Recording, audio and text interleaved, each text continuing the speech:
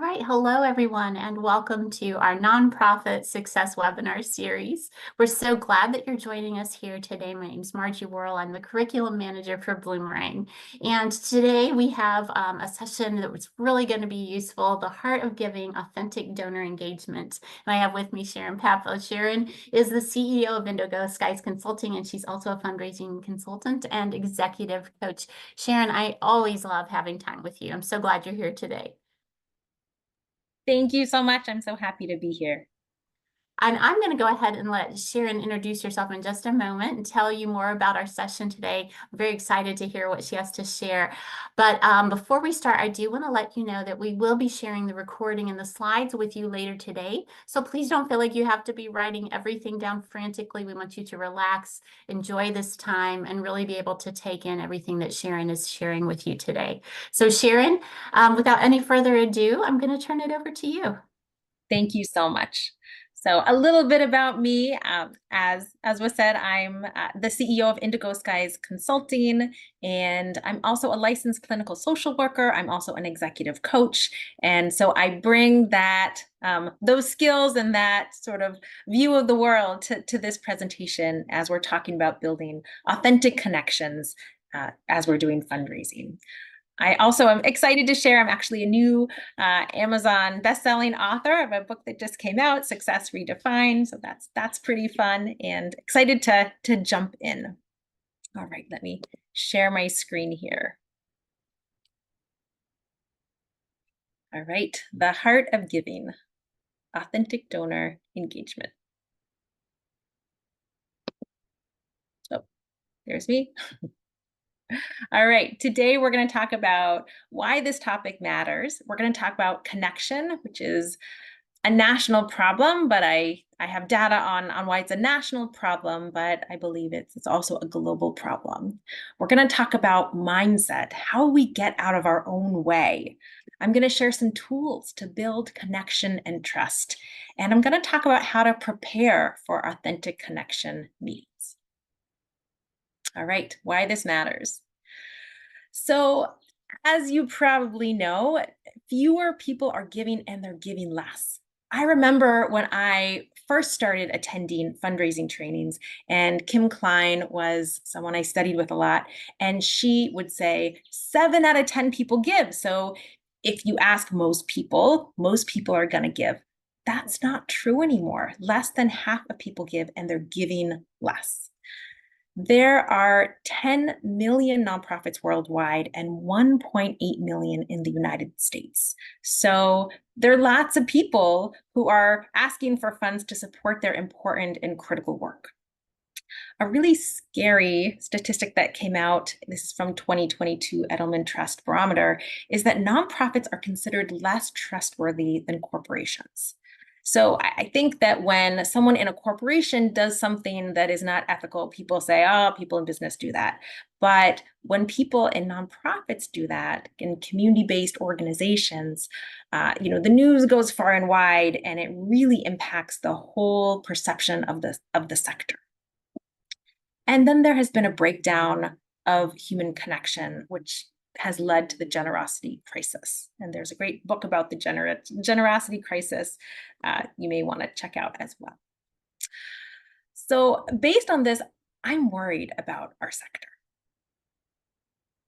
And technology can be so helpful, but it's not going to solve all of our problems. And so that's why we're having this conversation here today. And don't get me wrong, technology is really important, and I hope that you are using it to its fullest to do things like save you time, so you have more time to have these authentic relationships with donors and your community. Technology can help you automate tasks, track donations, provide better data, make it easier for people to donate, help you better manage your volunteers, facilitate online giving, right? All these things that are so important, and I believe Bloomerang does most or maybe even all of these things. So, make sure you're utilizing all the great technology out there.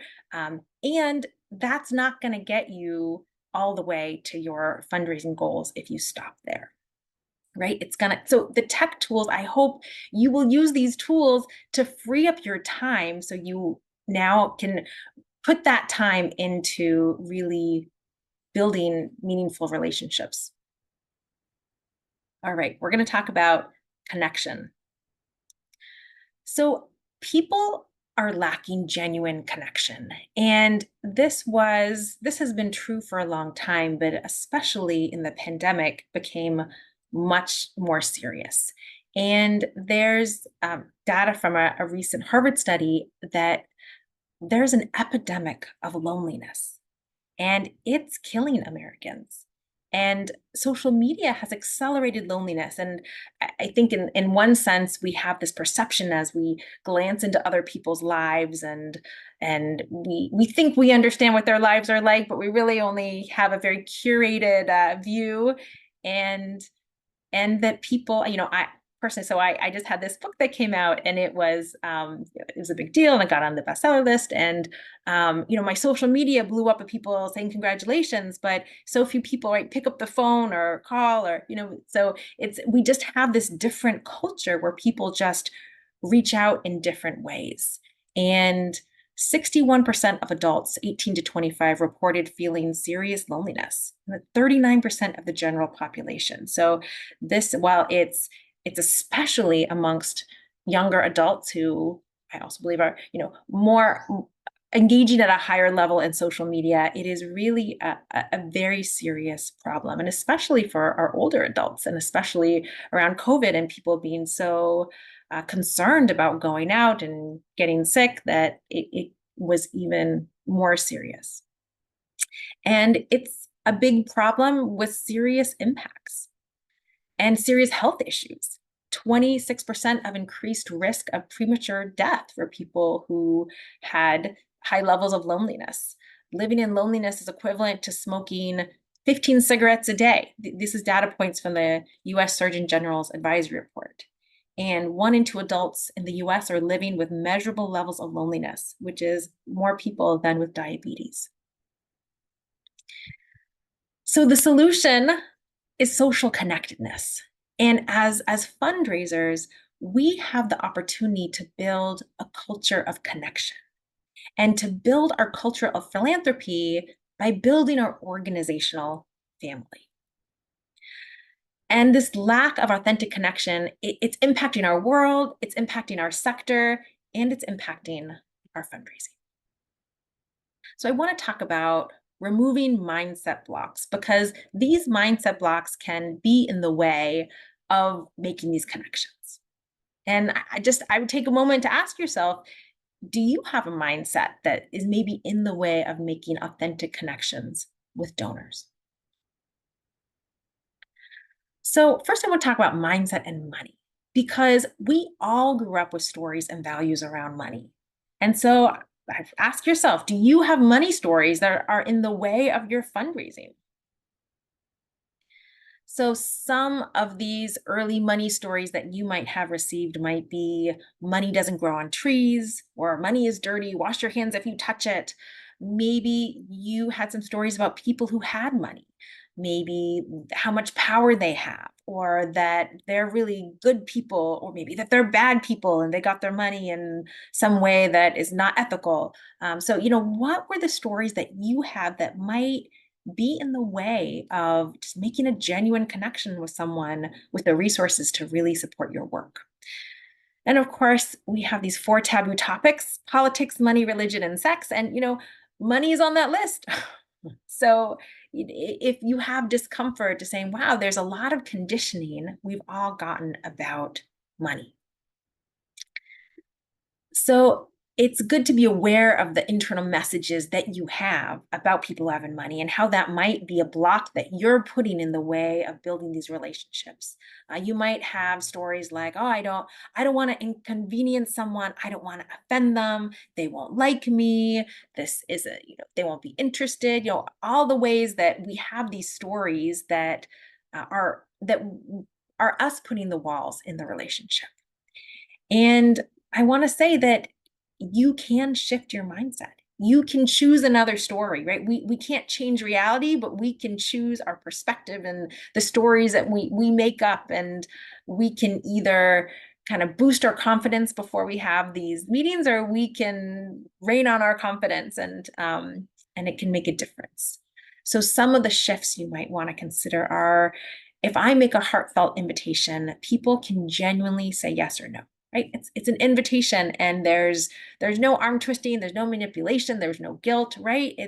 We're in connection, and if someone feels called to be our financial partner, it is a gift to both of us. You might have the mindset of, everybody wants to make a difference in the world, and I have the honor and privilege as a fundraiser of being a bridge. And if the difference they want to make is in alignment with the really important work and impact that we're making, then my work is a gift. I am helping to make a difference for the community and in this person's lives. And also, the no surprise rule is, I don't believe you ever want to surprise someone with an ask. You don't want to catch someone off guard.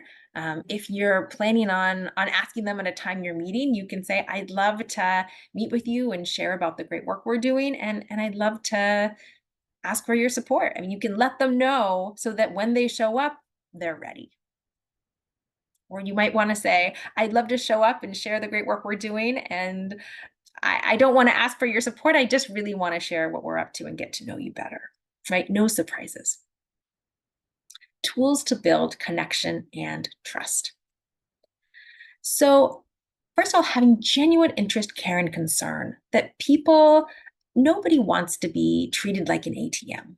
And I think that happens so much that then people have bad experiences, and then they don't want to talk to fundraisers because people are after their money. And so I think when we show up with like, hey, this is an amazing human being who has done wonderful things in the world, and I want to get to know them, and you're showing up to be of service. If there's a difference they want to make in the world, and you have the honor and privilege to be a bridge, that's a gift. And so showing up with the intention of being of service, with a genuine interest in who they are, what they care about, and it will make a difference, and it will be fun. And getting curious. What do they care about? What are they concerned about? What are they worried about? What are they hopeful about? What do they feel called to address? What are the changes they want to make in the world? Why are they interested, excited by your work and impact, especially if they've donated before? What inspired them to give? And how do they want to get involved if they do? Some people may want to make a monetary donation. Someone might want to roll up their sleeves and volunteer. Or they might want to introduce you to someone else. So you never know until you ask. So in active listening, there's both the verbal acknowledgement and the nonverbal. So verbal acknowledgement, right, it's paraphrasing or summarizing to show understanding. Something like, I heard that because your mom died of cancer, that you have such a place in your heart for women who are having a similar struggle, and that you're interested in volunteering and supporting this work because it's not only something you care deeply about, but it's a tribute to your mom. And that's so beautiful, right? So that was me pretending to paraphrase maybe what someone said, but also the tone that I hope you could hear, the care and genuine concern in an acknowledgement in my voice. So what we say is important, but really the heart of communication is nonverbal communication, nonverbal acknowledgement. And according to, this is research from the 1960s, but it still holds up, that 70 to 93% of communication is nonverbal, right? It's our body language. Are we nodding our heads? Are we leaning forward? Are we making eye contact? Are we looking distracted and looking at our phone and looking at the time? And so there's what we say is important, but how we say it is often even more important. Now I'm going to talk about preparing for authentic connection. So how are you doing in your work and in your role? And I ask that because we can't build authentic connections when we're burnt out and exhausted and overwhelmed and stressed out. which so many people are in the development field because, right, we have big goals and it can be really stressful. So I want to offer the concept that self-care is not selfish, that when you take time to invest in your self-care, you are going to be a healthier, happier person, both physically and with your mental health. And when you are feeling healthy and feeling good, you will show up better to your work. You will enjoy your work more. You'll be more present with your colleagues. You will be less likely to quit your job. You will be more sustainable. And when you have that sustainability, you will have greater success of your fundraising efforts. And so the shift from let's run as fast as we can to meet this short-term goal and totally burn out to, okay, we got to play the long game. And how do we, not only meet our goals, but stay in our work for the long term? Those are important questions. I do a lot of work with capital campaigns. And I know when I was an executive director for 12 years, the two campaigns I did, I left my job right after finishing those campaigns. I pushed so hard and I was like, all right, we did it. And then I was done. I was burnt out. I was exhausted.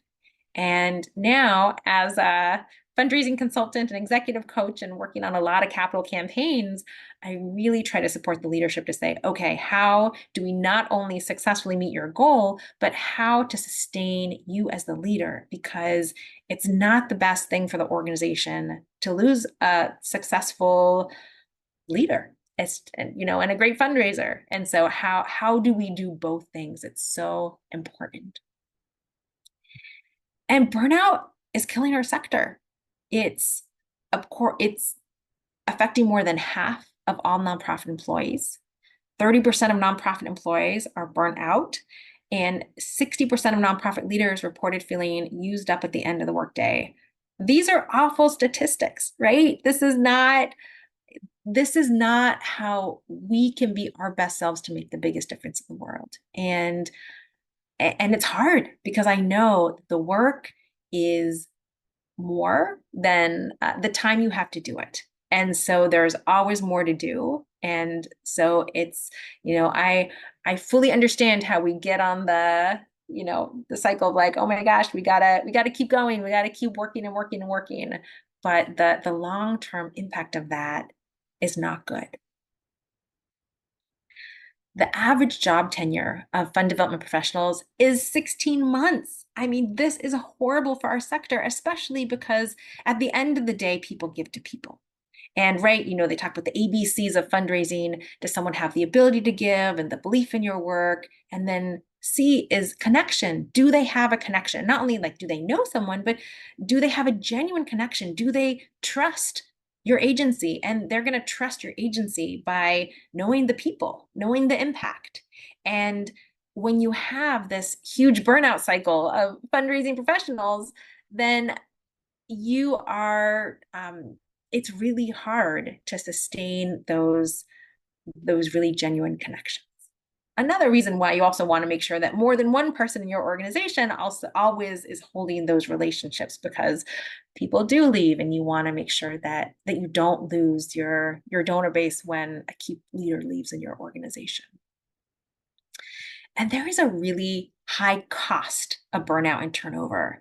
And here I have a chart of the median gift size for fundraisers with that you'll see the years of experience, and 83% higher 7+ years on the job. So when you have people turning over every 16 months because unfair expectations, they're burning out, it's a high cost to organizations. So I'm asking you to reflect for a moment. What makes you feel resourced?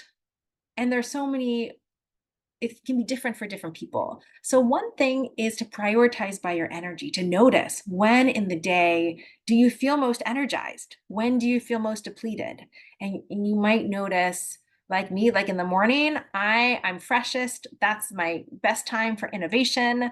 So if I am procrastinating on that grant proposal or whatever it is, if I'm procrastinating on something really important that's I need to get done today till the afternoon, I might not be in my best thinking. And then I, it won't be great or I won't get it done. And so I think to notice your energy and to also be able to prioritize by it, move your tasks around, your important tasks to match your energy will help you. And can you avoid toxic situations? Be aware, just notice also how you're feeling. Like, what are the things you're doing where your energy is going up? And what are the things that you're doing when you notice that your energy is tanking? And what are the relationships, whether it's colleagues or partners or donors or community members, just be aware. And if you can pass off the toxic relationships, do it. But if you can't, how do you kind of protect yourself? And maybe but you're going to set up a time to talk to a colleague after you have or before so you can vent. Maybe you have therapy. Maybe it's taking a walk or doing yoga, sleeping in, taking breaks. Eating well is so important. And, sometimes we don't have time to do these things, right? Sometimes they take time and you don't have it a lot in your day.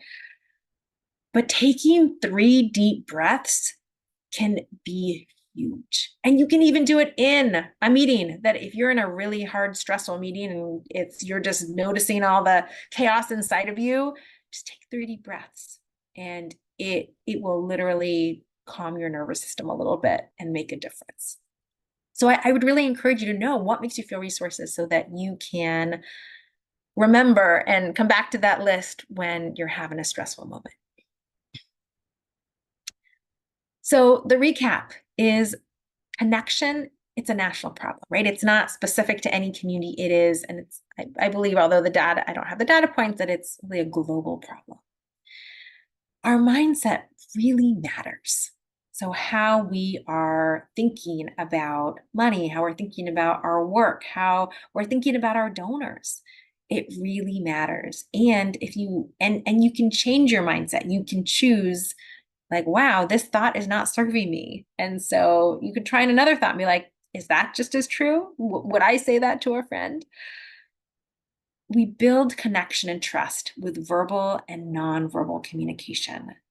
And that's so important in how we're showing up. It's our presence, that the work is so important, but someone is not who we're talking to as a potential donor isn't in the work every day like you are. And so you're the ambassador. So how do you show up with a full heart, with speaking with respect and dignity about the people and the work that you're doing, and that you're showing that with both your verbal and nonverbal communication.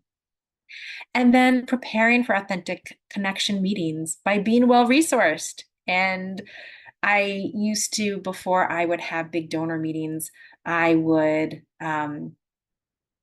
take a walk. I would put that time in my calendar to take care of myself. And on those days I had, I was going to a board meeting that was going to end at 8:30. I would start my day by going to yoga. I'd show up for work later because I just knew I'd be fried otherwise, and I needed my best self. And so I want to give you encouragement and permission to take care of yourself, because it doesn't just support you, it supports the work. I love this so much, Sharon. I think this is a really great reminder to all of us. I was on a webinar yesterday where someone was talking about how we were talking about how many hats everyone wears, right? And this person was saying, when are we going to stop celebrating all the hats that we wear? And I thought, that's really true. We have to really think about it from a different perspective, right? And valuing presence. And that's what I really heard from you today was, being present in our work. And I love that. Yes. And I just want to call out, while I was talking, I didn't see the comments, but there's some really, I just want to appreciate that I hear that someone talking about working out and playing pickleball. Yes, fun, awesome. I love someone say filling our own bucket a priority. Oh, that, yes, Martin, you said that. Absolutely. And there's a great children's book I read to my kids, about filling buckets. I love that Sharon talked about having an office with treadmills left over from a program, and she's on one right now. So way to multitask and take care of yourself. And I see Jean talk about preventing social isolation and fostering connections among older adults is the mission. Yeah, and some great resources. Thank you so much for posting all those. All right, I'm gonna pass it over to you, and then happy to answer any questions, and I'll be here. Love it. And I love how y'all are connecting inside the chat as well. That is just so fun to see because, at the end of the day, we're all trying to help people. And if we can help each other, help people, then that's a wonderful thing to be able to do. And I'm just so grateful that Sharon was here today to share her amazing perspective. And really what I was picking up from what she was saying today is, being able to be present while we're doing our work. And I don't know about all of you, but a lot of times I feel like I've got so much inside my head that I'm trying to remember and keep track of. Sometimes it's hard to feel present. It's sometimes hard to feel like I'm fully there and talking with the people that I'm with. And one of the things that technology can do for us is it can really free up our mental space to be able to allow us to be more present. And why should technology do this for us? It's about time. Time is the one commodity that I continually hear my nonprofit friends saying, we just don't have enough. We just simply don't have enough. So if we can free up time that we're able to then use to stay connected, to stay present and focus on our mission. Sharon said it, people give to people. And if you're there and fully present, you're going to be more of a person. You're going to be somebody that is fully engaged in connecting. And how can technology do this for you? Well, it's our focus. At Bloomerang, we're really focused on creating features and tools that will make it so that you are able to free up your mental space and stay present and focus on the work that you do, because ultimately at the end of the day, you're doing work that is for others in your community. One of the things that you're able to do inside Bloomerang is you're able to automate your tasks. And I don't know about you all, but I used to have the sticky note system that simply doesn't work very well. The sticky gives up after a while. I love how we're able to put tasks inside our database. Many of you may have other task platforms, but the reason I love tasks inside Bloomerang is because when I go in here to do my work, I can see not just my tasks, but the tasks of everyone else inside my database. And so I'm able to see them prioritized according to due date. So it really helps me to see, okay, what is it that I need to be working on now? It also helps me to see someone else's tasks and know, oh, I see so-and-so's working with this donor. Maybe I better circle in and talk to them before I start talking to that donor. So it gives you a lot of visibility into tasks. Also, I don't have to keep the tasks in my head if I know they're in here. So that frees up some of that mental space. We also send out email reminders, and anytime that a task is updated or adjusted, those emails come out as well, so that you're able to really stay on top of all of those details and they don't have to stay inside your head or on a sticky note. Another thing that we can help you with is tracking donations. I know that you care about your fundraising efforts. We do too. And we put this on your dashboard front and center. You are able to see the amounts that you've raised in the last week, the last month, the last fiscal year. Each one of these inside the database is hyperlinked to a report. So you're able to go deeper into it and see the detail. But if you just want to see the highlights, you're able to catch those at a glance. You're also able to see how you're doing with donor retention and donors that are perhaps lapsing. And if I click on either of these in my database, it also brings up a report so that I have the exact names of those people so that I am able to then create tasks or do something with them. And finally, we're also able to see how our campaigns are performing. If you have a campaign that has a certain goal and an end date, it's going to show up here and you're able to see how well you are performing. So the results are right there at a glance, but you can also click in and see deeper details as well. providing better data. We all know that data is king. Data is what helps drive everything. It's also important for donor relations, because if we know our donors better, then we are going to be able to see better data on them. So we can create custom fields in any area inside your database. If there's something that we aren't tracking on your basic subscription, you're able to go in and add it. You can add it around constituents, you can add it around notes, transactions, interactions. You can track that data, and then you can report out on it. It's also a gray area to put in things that might matter for donor meetings. For example, you might be able to put in the number of children that they have, or you might want to put in something around which causes they're most interested in, so that you are able to then reflect back on that as you're getting ready to go into donor meetings. Online giving, making it quick and easy, is really important. We have a couple different ways you can do this. Our Bloomerang online forms that come just standard are really great. They're simple, they're efficient. But if you are looking to upgrade, you can add on, and this is a paid add-on, Q Gives Giving Plus, which will give you a very robust ability to take all kinds of giving options, and will make for a great donor experience for your donors. So another thing I really love about Bloomerang is we kind of give you a basic donor management system, and then you can add on in areas where you need. Maybe right now you don't need more robust online giving, so you don't pay for that. But if you get to the point where you need it, it's there for you. We have the ability to really go deeper into certain areas. And another area that we have an add-on for is Bloomerang Volunteer. If you are really working heavily with volunteers, this is going to be a great consideration for you for an add-on. You can create amazing landing pages where your volunteers can self-serve. Your staff doesn't have to be involved with scheduling them. They come in, they schedule themselves. They can do all kinds of things that will free your staff time up, so that they aren't having to focus back on that. They're able to be more present. You're also able to see all kinds of reports around your volunteers if that kind of information is important to you, to see details around the hours they're working, what events they are participating in more. And we have a leaderboard so that you can recognize your volunteers as well. That's optional. And then finally, those stats on loneliness broke my heart, because I know that that is a real issue that we're seeing in our communities.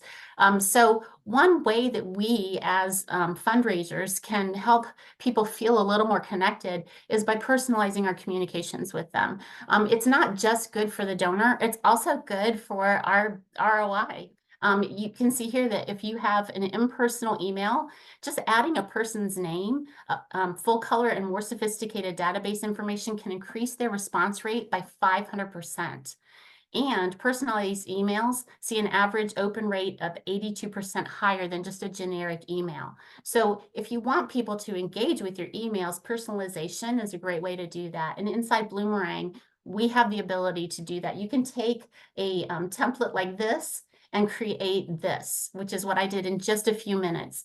And you can see here we've personalized it. Margie, thank you for your generous gift of $50 on 1/18/24. We're asking them to come in and volunteer with us. We have an image that helps connect them to the work that we're doing. So it feels much more personal and much more like we see them as a donor and understand what exactly they are doing for us. So I'm going to turn it back over to Sharon for just a moment. So Sharon, I know that you wanted to extend a wish out to our attendees today. Yeah, I just want to end with my wish for you, which is for you to really figure out where you can find moments, whatever it is for you, to be well resourced, because a well resourced you is going to be a happier you.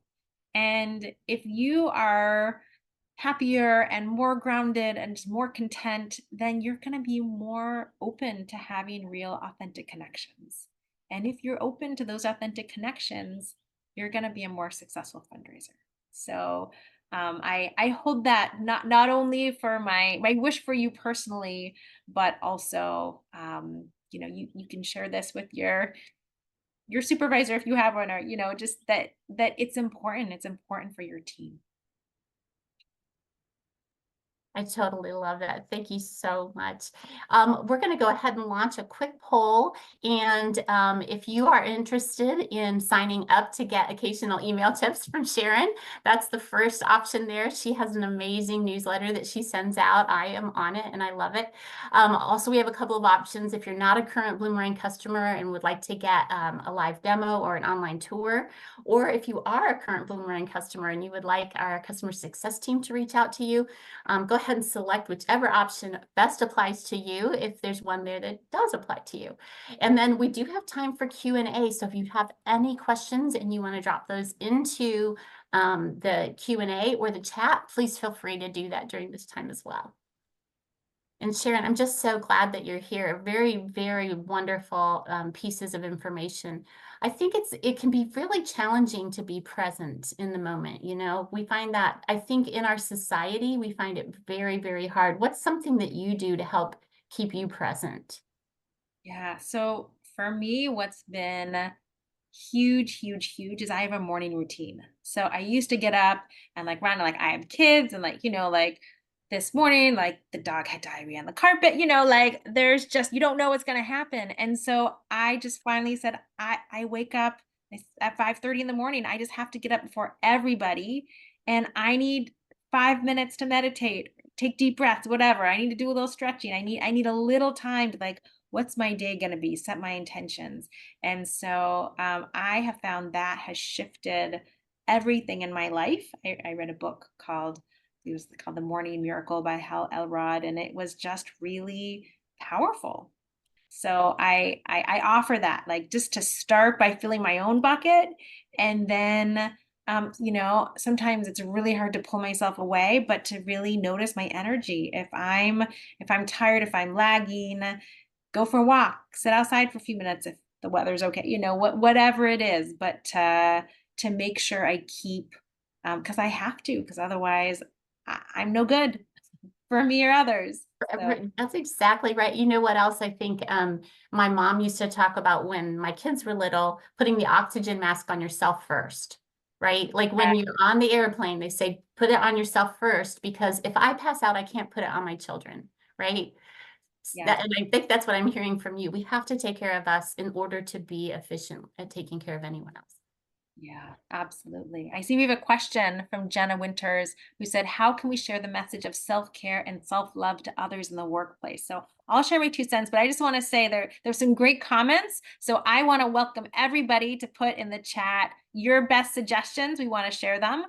But I want to say one thing, you could share a webinar like this. You could share some of the great resources that people posted. I mean, there's data about why this is important.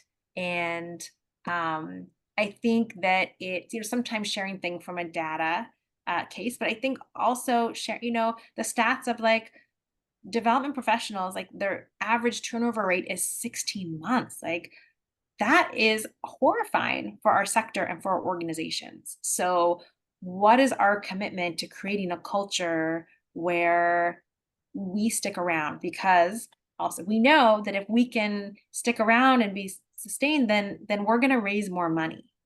And so, there's a business case, there's a personal case, and as fundraisers right now, you have your choice of any job, right? I mean, you are in high demand, and I know in my area and nationally, I see that positions are open for a much longer time period, and they're hard to get filled. And so you're in a great position to say, I love this work, I want to stay here, and based on the data and based on what we're learning, like this model is failing our sector and we want to do better. And so this is like, let's figure this out together.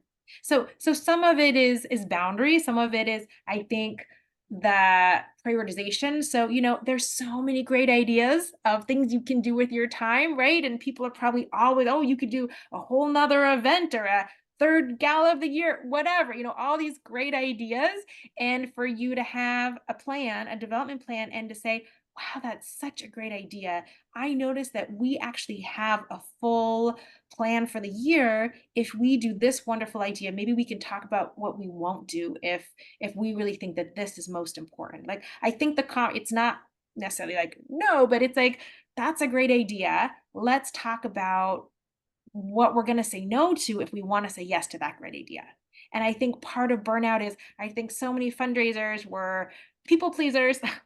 And so someone has a great idea and we want to do it. It might be a great idea, but there is this reality of capacity. There's another great book called The One Big Thing. And it's, oftentimes we're spending 80% of our time on what's 20% most important.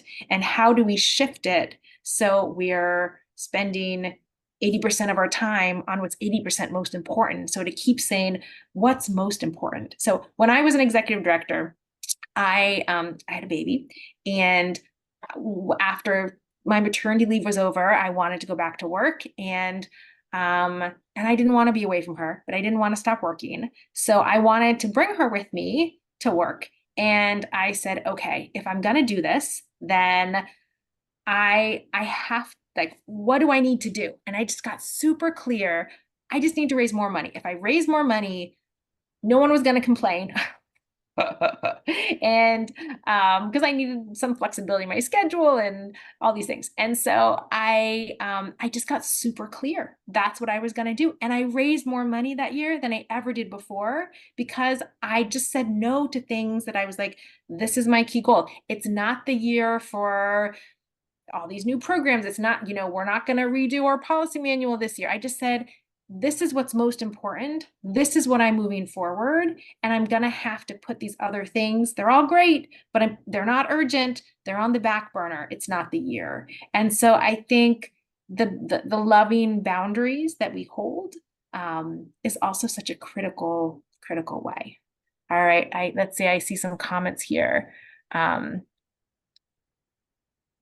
I see people offering some great tools. I don't know if Martin, you want to, Actually, there's a couple of things about leadership in here, which I think is so intriguing and interesting because it is important.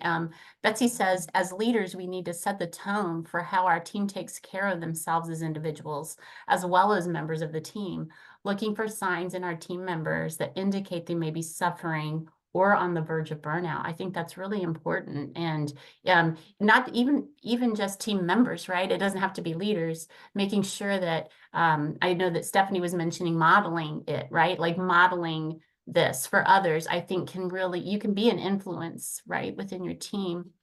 And I love that. Thank you both for calling that out. I see Rupal's asking what to do if the CEO is ruining the organization and will not listen to sound fundraising advice. Yeah, that's really hard. Without having more information, it's to give really detailed advice. But I'd say that sometimes figuring out who the messenger is. So I know when I was an executive director and sometimes I felt my board chair wasn't hearing me, I would bring in an outside expert, to whether it was a consultant or another board chair or another executive director, to speak to the board meeting. Sometimes I'd have a panel of people. So I think sometimes you're like, if the message isn't getting across, is there someone else this person will listen to? Is it a training? Is it a book? Is it, how can I help them hear it from a source they're willing to hear it from? And I know that's probably so frustrating, but I think we always have to manage up, out, and down. So right. And I think that for all of us, we don't know what we don't know. So the executive director has some great idea and someone over here did a successful golf tournament or whatever it was, so we should do it, right? But I think that we can appreciate everyone's, also look for the commitment behind the complaint. That's a quote from one of my past teachers, Monica Sharma. And, when someone says something, be like, what are they saying? So, oh, I'm hearing that you have this other idea because you're trying to do this. Well, let me, give another perspective, or let's talk to this person. And so, yeah, I think that sometimes it's finding the messenger. And also want to say, as a fundraiser, if I would say absolutely do it. If you love the work and love the organization, do everything you can to get them on board. But just reminding you that there's so many jobs out there that are going to want your skills. So if you're really unhappy somewhere, you have that leverage as well. I see Jacqueline saying, I always swore I'd never be the person who gets up at 5:30 to get some time. And now I'm going to 6 months. So I just want to celebrate that. And I was never a morning person too, but it's changed my life. So I want to really celebrate that success and that commitment.